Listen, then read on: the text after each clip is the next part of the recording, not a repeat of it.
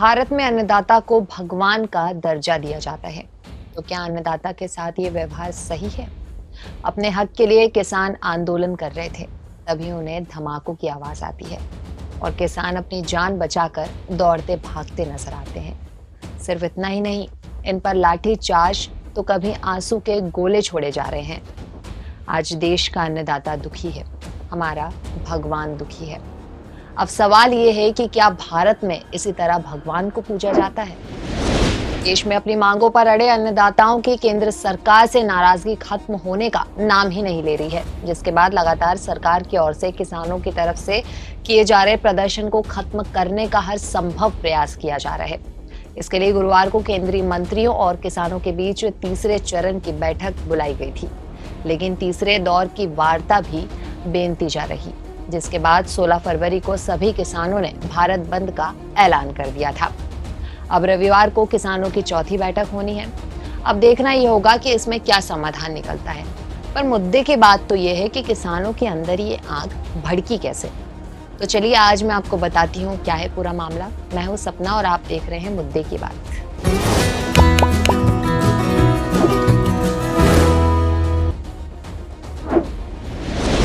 अन्नदाता यानी किसान अपनी मांगों को लेकर मंगलवार 13 फरवरी को पंजाब हरियाणा के शंभू गार्डन पर पहुंचे थे। हरियाणा की सीमा में दाखिल होने पर किसानों को रोकने के लिए शंभू गार्डन पर कड़ी व्यवस्था की गई। कटीले तार लगाए गए, बैरिकेडिंग की गई और बड़ी संख्या में अर्धसैनिक बलों की तैनाती की गई। सिर्फ इतना ही नहीं, वहां की इंटरनेट सुविधा को भी बंद कर दिया गया। किसानों के आंदोलन पर लगातार सरकार की निगाहें टिकी हुई है। केंद्र सरकार लगातार इसी कोशिश में है कि कैसे जल्द से जल्द किसानों को समझाकर इस आंदोलन को समाप्त किया जा सके। इसके लिए बुलाई गई केंद्र सरकार और किसानों के बीच पहली, दूसरी और तीसरी बातचीत पहले ही बेनतीजा रहने के बाद रविवार को चौथी बैठक बुलाई गई। अभी पहली, दूसरी और तीसरी बैठक में कोई समाधान नहीं निकल पाया।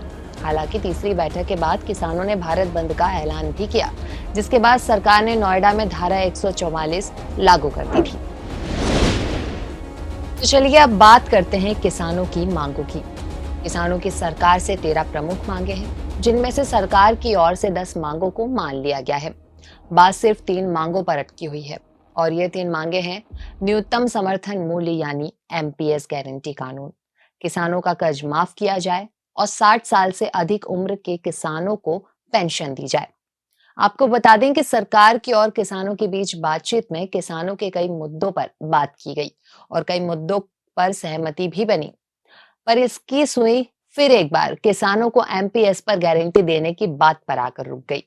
केंद्रीय मंत्री लखीमपुर खीरी कांड समेत अन्य मांगों पर किसानों के साथ सहमत दिखे, लेकिन एमपीएस के कानून गारंटी पर कुछ स्पष्ट नहीं हो पाया।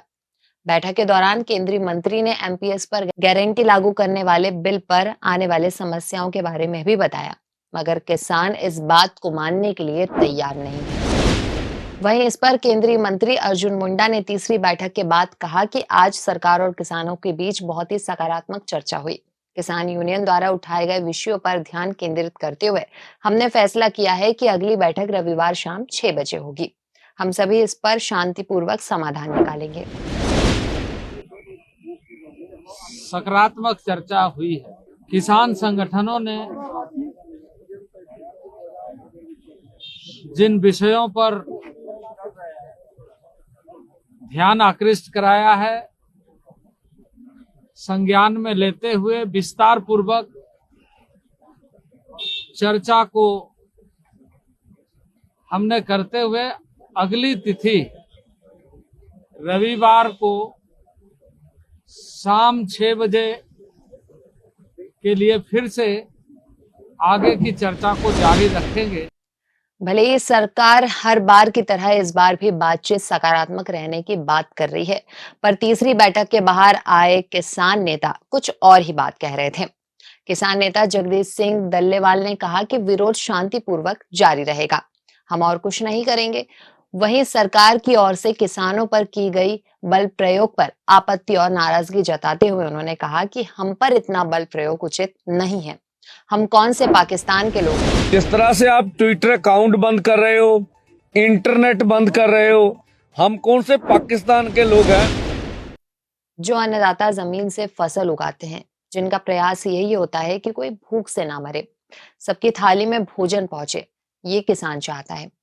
किसान ने भूमि में लहराते फसलों को उगाया है, पर आज उनके रास्ते में सरकार कांटे लगा रही है, कीले ठोक रही है। किसानों को रोकने के लिए आंसू गैस के गोले छोड़े जा रहे हैं। सवाल यह है कि जो नेता किसानों के वोट के दम पर ही संसद के अंदर बैठे हैं, आज वो किसानों के सवालों को सुनने के लिए भी तैयार नहीं। तो चलिए अब वक्त हो चला है अलविदा का। मैं हूं सपना और आप देख रहे हैं प्रदेश तक।